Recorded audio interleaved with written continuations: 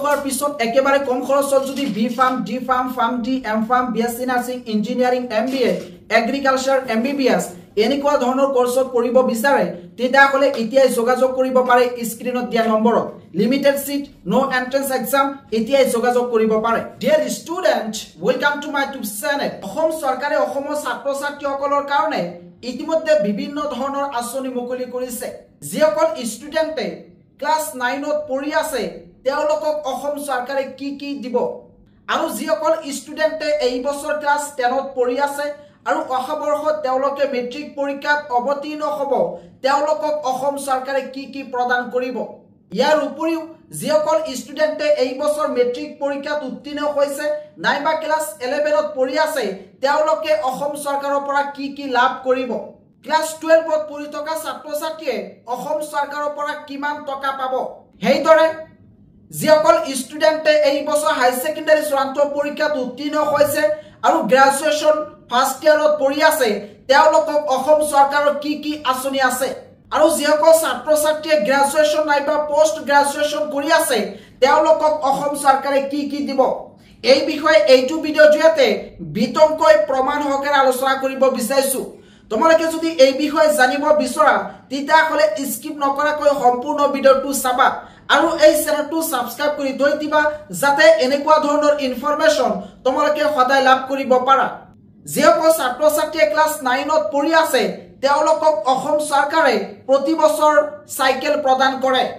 আৰু এই বছৰ কিন্তু যিসকল ষ্টুডেন্টে ক্লাস 9ত পঢ়ি আছে ল'ৰা আৰু ছোৱালী উভয়ে অসম চৰকাৰৰ সাইকেল লাভ কৰিব পাৰিব।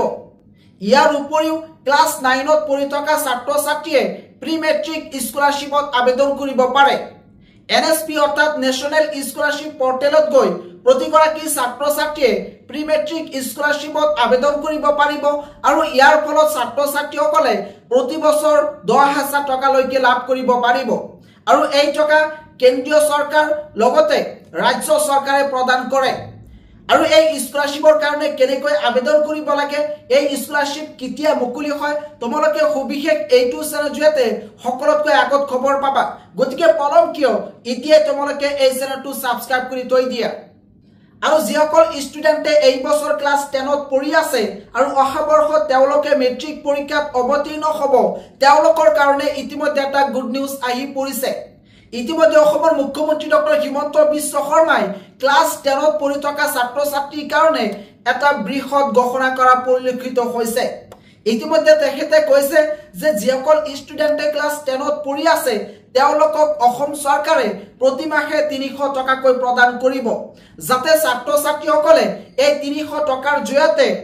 ঘৰত টিউচন কৰিব পাৰে আৰু মেট্ৰিক পৰীক্ষাত ভাল ফলাফল লাভ কৰিব পাৰে। ইয়াৰ উপৰিও ক্লাস 9 আৰু 10ত পঢ়ি থকা ছাত্ৰ ছাত্ৰীয়ে অসম চৰকাৰৰ টেবলেট লাভ কৰিব পাৰে। ইতিমধ্যে অসমৰ শিক্ষামন্ত্ৰী ডক্টৰ ৰণোজ পেগুৱে ছাত্ৰ ছাত্ৰীক টেবলেট প্ৰদান কৰিছে, আৰু ক্লাস 10ত পঢ়ি থকা ছাত্ৰ ছাত্ৰীয়ে প্ৰি মেট্ৰিক স্কলাৰশ্বিপত আবেদন কৰিব পাৰিব। এনএছপিৰ অফিচিয়েল পৰ্টেলত গৈ ক্লাস 10ত পঢ়ি থকা ছাত্ৰ ছাত্ৰীয়ে স্কলাৰশ্বিপৰ কাৰণে আবেদন কৰিব পাৰিব, আৰু তেওঁলোকে যদি আবেদন কৰে তেতিয়াহলে প্ৰতি বছৰ 10,000 টকালৈকে এই স্কলাৰশ্বিপ লাভ কৰিব, আৰু এই স্কলাৰশ্বিপৰ টকা ষ্টুডেন্টৰ বেংক একাউণ্টত ডাইৰেক্ট সোমাই যাব। ইয়াৰ কাৰণে মই বিতংকৈ আন এটা ভিডিঅ' জৰিয়তে তোমালোকক কৈ দিয়া হ'ব, গতিকে তোমালোকে এই চেনেলটো সাবস্ক্ৰাইব কৰি থৈ দিবা। এতিয়া আহিছো যে যিসকল ষ্টুডেন্টে মেট্ৰিক পৰীক্ষাত উত্তীৰ্ণ হৈছে নাইবা ক্লাস 11ত পঢ়ি আছে তেওঁলোকক অসম চৰকাৰে কি প্ৰদান কৰিব। ইতিমধ্যে অসম চৰকাৰে এটা সিদ্ধান্ত লৈছে যে যিসকল ছাত্ৰ ছাত্ৰীয়ে এই বছৰ মেট্ৰিক পৰীক্ষাত 75% নাইবা ততোধিক নম্বৰ লৈ উত্তীৰ্ণ হ'ব পাৰিব তেওঁলোকক আনন্দৰাম বৰুৱা এৱাৰ্ডৰ অধীনত 12,500 টকাকৈ প্ৰদান কৰা হ'ব। আজিৰ পৰা 3-4 বছৰ মান আগত মেট্ৰিক উত্তীৰ্ণ ছাত্ৰ ছাত্ৰীক ল্যাপটপ প্ৰদান কৰিছিল। মেট্ৰিক পৰীক্ষাত কেৱল মাত্ৰ 60% পালে আগতে ল্যাপটপ লাভ কৰিছে, কিন্তু পিছত 75% পোৱা ছাত্ৰ ছাত্ৰীক ল্যাপটপ প্ৰদান কৰিছিল। কিন্তু এতিয়া এই ল্যাপটপৰ পৰিৱৰ্তে মেট্ৰিক পৰীক্ষা 75% পোৱা ছাত্ৰ ছাত্ৰীক অসম চৰকাৰে আনন্দৰাম বৰুৱা এৱাৰ্ডৰ অধীনত 12,500 টকাকৈ প্ৰদান কৰে, আৰু এই টকা ষ্টুডেন্টৰ বেংক একাউণ্টত ডাইৰেক্ট সোমাই যায়। আৰু এই আনন্দৰাম বৰুৱা এৱাৰ্ডৰ কাৰণে ছাত্ৰ ছাত্ৰীসকলে আবেদন কৰিব লাগে কেনেকৈ আবেদন কৰিব লাগে এই বিষয়ে মই অলৰেডি ভিডিও বনাইছো এই ভিডিও লিংক এইটো ভিডিওৰ ডেসক্ৰিপচনত দিয়া আছে তোমালোকে চাই লবা আৰু তোমালোকে যদি এই আনন্দৰাম বৰুৱাৰ এৱাৰ্ডৰ কাৰণে এলিজিবল তেতিয়া কৰে তোমালোকে আবেদন কৰি থবা তোমালোকৰ বেংক একাউণ্টত 12500 টকা কমাই যাব ইয়াৰ উপৰিও ইতিমধ্যে অসম চৰকাৰে এটা সিদ্ধান্ত লৈছে যে যিসকল ষ্টুডেন্টে ক্লাস 10 উত্তীৰ্ণ হোৱাৰ পিছত ক্লাস 11ত এডমিশন লব তেওঁলোকক নিযুত মইনা আঁচনি প্ৰদান কৰা হ'ব এই নিযুত মইনা আঁচনিৰ জৰিয়তে মেট্ৰিক উত্তীৰ্ণ ছাত্ৰীসকলক অৰ্থাৎ ছোৱালীসকলক প্ৰতি মাহে 1000 টকাকৈ প্ৰদান কৰিব কিন্তু লৰাসকলে এই নিযুত মইনা আঁচনি লাভ নকৰে কেৱল মাত্ৰ ছোৱালীসকলে এই নিযুত মইনা আঁচনিৰ ধন লাভ কৰিব পাৰিব কিন্তু কন্ডিশন হৈছে যে তেওঁলোকে ক্লাস 11ত পঢ়িব লাগিব ইতিমধ্যে অসম চৰকাৰৰ যি নতুন বাজেট প্ৰকাশ পাইছে এই বাজেটত এটা হিউজ এমাউন্ট এই নিযুত মইনা আঁচনিৰ কাৰণে ধৰি দিছে গতিকে যিসকল ছাত্ৰীয়ে এই বছৰ মেট্ৰিক পৰীক্ষাত উত্তীৰ্ণ হৈছে আৰু ক্লাস 11ত এডমিশন লৈছে তেওঁলোকে প্ৰতি মাহে 1000 টকাকৈ লাভ কৰিব ইয়াৰ উপৰিও এই সকল ছাত্ৰ ছাত্ৰীয়ে এনএছপি পৰ্টেলত গৈ স্কলাৰশ্বিপৰ কাৰণে আবেদন কৰিব পাৰিব এনএছপি পৰ্টেল হৈছে গভৰ্ণমেণ্ট পৰ্টেল আৰু এই স্কলাৰশ্বিপ চৰকাৰে প্ৰদান কৰে ইয়াৰ উপৰিও ছাত্ৰ ছাত্ৰীসকলৰ কাৰণে বিভিন্ন ধৰণৰ প্ৰাইভেট স্কলাৰশ্বিপ আছে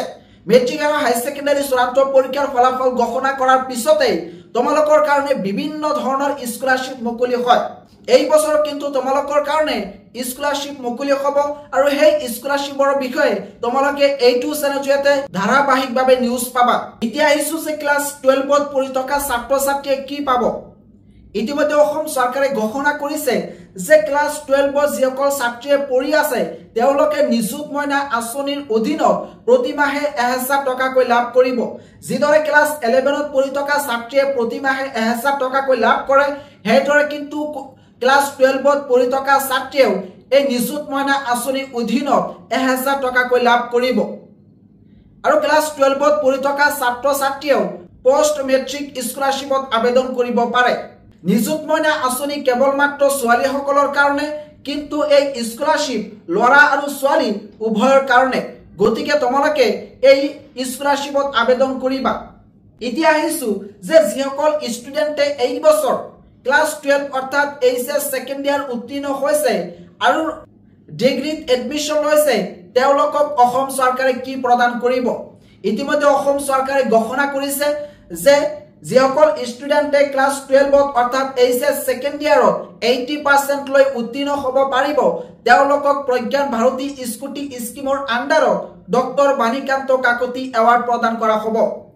আগতে হাই সেকেন্ডাৰী চূড়ান্ত পৰীক্ষাত কেৱল মাত্ৰ 60% পালে ছোৱালীসকলে স্কুটি লাভ কৰিছে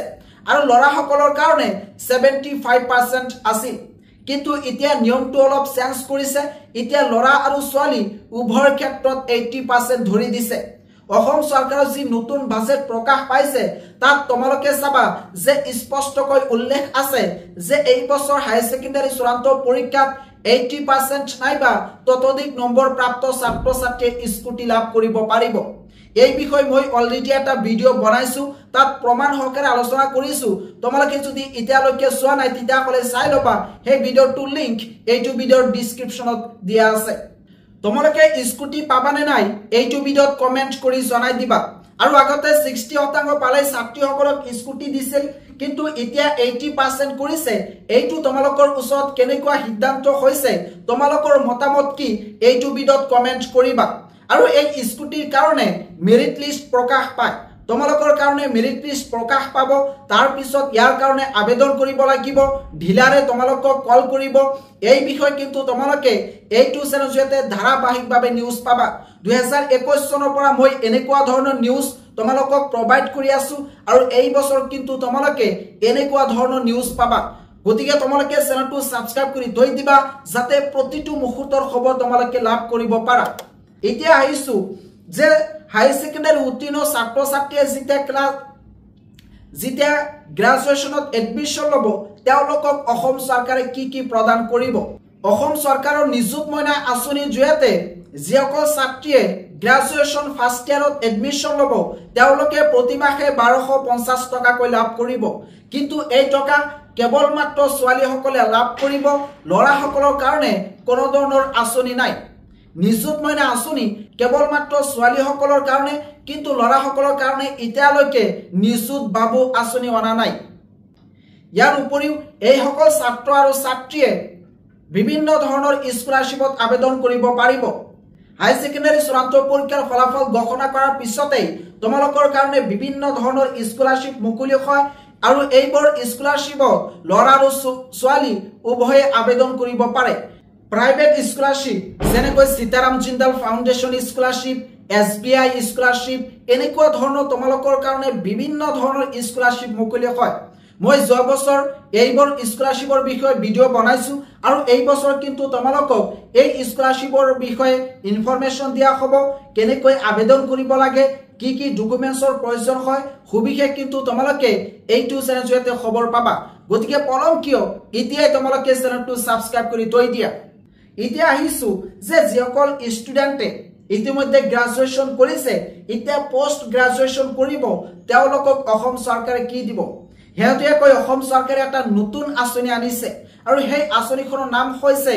জীৱন প্ৰেৰণা আৰু এই জীৱন প্ৰেৰণা আঁচনিৰ জৰিয়তে যিসকল ছাত্ৰই ইতিমধ্যে গ্ৰেজুৱেশ্যন কমপ্লিট কৰিছে আৰু পোষ্ট গ্ৰেজুৱেশ্যন কৰিব তেওঁলোকক প্ৰতি মাহে 2500 টকাকৈ প্ৰদান কৰিব ইয়া হৈছে ল'ৰাসকলৰ কাৰণে আঁচনি কিন্তু ছোৱালীসকলৰ কাৰণেও আন এটা আঁচনি আছে ইয়া হৈছে নিযুত মইনা আঁচনি আৰু এই নিযুত মইনা আঁচনিৰ জৰিয়তে পোষ্ট গ্ৰেজুৱেশ্যন কৰি থকা ছাত্ৰীয়ে প্ৰতি মাহে 2500 টকাকৈ লাভ কৰিব আৰু এই টকা ষ্টুডেণ্টৰ বেংক একাউণ্টত ডাইৰেক্ট সোমাই যাব ইয়াতে ছাত্ৰ ছাত্ৰীসকলে টেনচন কৰিব নালাগে যেতিয়া ছাত্ৰ ছাত্ৰীসকলে এডমিশ্যন ল'ব তেতিয়া ছাত্ৰ ছাত্ৰী বেংক একাউণ্ট লোৱা হ'ব আৰু সেই বেংক একাউণ্টত চৰকাৰে এই 2500 টকা সোমাই দিব হাই সেকেন্ডাৰী উত্তীৰ্ণ হোৱাৰ পিছত একেবাৰে কম খৰচত যদি B pharm D pharm pharm D M pharm BSc nursing engineering MBA agriculture MBBS এনেকুৱা ধৰণৰ কোৰ্সত পঢ়িব বিচাৰে তেতিয়াহ'লে এতিয়াই যোগাযোগ কৰিব পাৰে স্ক্ৰিনত দিয়া নম্বৰত লিমিটেড সিট নো এন্ট্ৰেন্স এক্সাম এতিয়াই যোগাযোগ কৰিব